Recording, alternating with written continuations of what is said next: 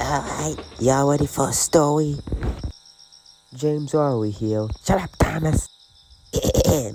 We are here today to remember the tale of Timothy. Long, long ago, there was a little gray engine named Timothy. He was an E2 class, like Thomas in fact. I guess that meant he was a pretty good looking engine. Fine, sorry, go on. Timothy was pulling his last train for the night, until it happened.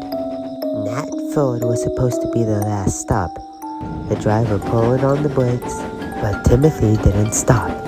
He just kept going faster and faster. Timothy, what are you doing? That's when he saw what was about to happen.